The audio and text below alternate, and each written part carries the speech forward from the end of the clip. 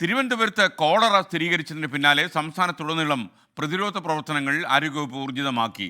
രോഗലക്ഷണം കണ്ടാൽ ഉടൻ ചികിത്സ തേടണമെന്നാണ് ആരോഗ്യവകുപ്പിന്റെ നിർദ്ദേശം. സംസ്ഥാനത്ത് കഴിഞ്ഞ ദിവസം 4 പേരാണ് പനി ബാധിച്ച് മരിച്ചത്. സലീം ബാലിക് ചേരുന്നു തിരുവനന്തപുരത്ത് നിന്ന്. Saleem, good morning.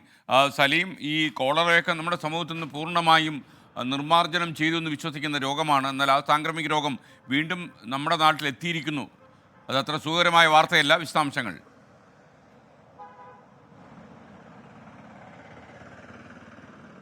Good morning. സംസ്ഥാനത്ത് ഡെങ്കിപ്പനിയും മഞ്ഞപ്പിത്തവും വല്ലാതെ വ്യാപിച്ച ഒരു സാഹചര്യം ഉണ്ടായിരുന്നു. അതിനിടയിലാണ് കൂടുതൽ ആശങ്കയായി ഇപ്പോൾ ഒരു കോളറ കൂടി സ്ഥിരീകരിച്ചിരിക്കുന്നത്.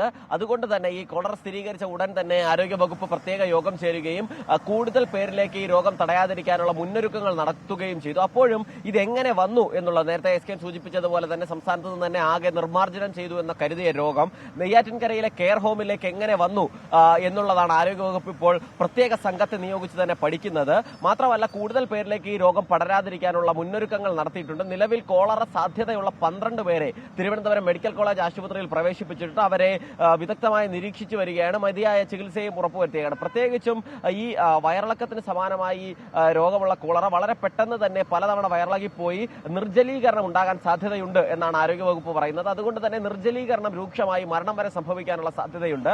അതുകൊണ്ട് അത്തരത്തിൽ എന്തെങ്കിലും രോഗലക്ഷണങ്ങൾ ഉണ്ടെങ്കിൽ ഉടൻ തന്നെ ഗൗരവത്തിലെടുത്ത് ചികിത്സ തേടണം എന്നുള്ളതാണ് ആരോഗ്യവകുപ്പിന്റെ മുന്നറിയിപ്പ്. പ്രത്യേകിച്ചും അങ്ങനെ എന്തെങ്കിലും ഒരു ലക്ഷണം വന്നാൽ ഉടൻ തന്നെ ആശുപത്രിയിലേക്ക് പോകുന്നതിന് മുൻപ് ഉപ്പിട്ട കഞ്ഞിവെള്ളം, ഒപ്പം കരിക്കിൻ വെള്ളം തുടങ്ങിയവ കുടിച്ച് അതിനെ പ്രതിരോധിക്കാനുള്ള ശ്രമങ്ങൾ നടത്തണം. പക്ഷേ അത് മാത്രം പോരാ, ആശുപത്രിയിലേക്ക് അപ്പോൾ തന്നെ പോകണമെന്നും ആരോഗ്യവകുപ്പ് നിർദ്ദേശിക്കുകയും ചെയ്യുന്നുണ്ട്. അങ്ങനെ മാത്രമല്ല, 15 ജില്ലയിൽ മാത്രം, തിരുവനന്തപുരം ജില്ലയിൽ മാത്രം 15 അംഗ റാപ്പിഡ് റെസ്പോൺസ് ടീമിനെ കൂടി DMO നിയോഗിച്ചിട്ടുണ്ട്. അങ്ങനെ തിരുവനന്തപുരം ജില്ലയിൽ ഈ കോളറയ്ക്കുമായി ബന്ധപ്പെട്ടുള്ള പരിശോധനകളും ഒപ്പം തന്നെ പ്രതിരോധ പ്രവർത്തനങ്ങളും ഊർജിതമായി തന്നെ ആരോഗ്യവകുപ്പ് നടത്തുന്നുമുണ്ട്. മാത്രമല്ല, തിരുവനന്തപുരം ജില്ലയ്ക്കപ്പുറത്തേക്ക് ഒരാൾക്ക് പോലും കോളറ സ്ഥിരീകരിക്കാതിരിക്കാൻ വേണ്ടിയുള്ള മുന്നൊരുക്കങ്ങളും നടത്തിയിട്ടുണ്ട് എന്നുള്ളതാണ് ആരോഗ്യവകുപ്പ് അറിയിക്കുന്നത്. അപ്പോഴും മറ്റു രോഗങ്ങൾ കൂടി മറ്റു ജില്ലകളിലൊക്കെ പടർന്നു പിടിക്കുന്നത് ആരോഗ്യവകുപ്പിനെ സംബന്ധിച്ചിടത്തോളം ആശങ്കയാണ്. പ്രത്യേകിച്ചും ഡെങ്കിപ്പനിയും മഞ്ഞപ്പിത്തവും ഉൾപ്പെടെയുള്ള രോഗങ്ങൾ സംസ്ഥാനത്തുടനീളം വ്യാപിക്കുന്ന ഒരു സാഹചര്യമുണ്ട്. പ്രത്യേകിച്ചും വെസ്റ്റ് നൈൽ പനി ബാധിച്ച് ഇന്നലെ കൂടി ഒരാൾ മരിച്ചത് വീണ്ടും ആശങ്കയാവുകയും ചെയ്യുന്നുണ്ട്. സംസ്ഥാനത്ത് ഇതോടെ 4 പേർ വെസ്റ്റ് നൈൽ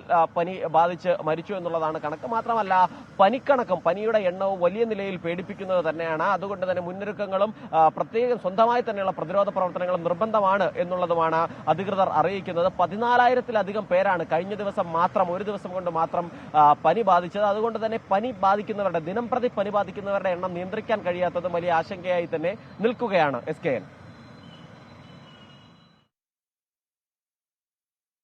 വിവരങ്ങൾ നൽകിയത്.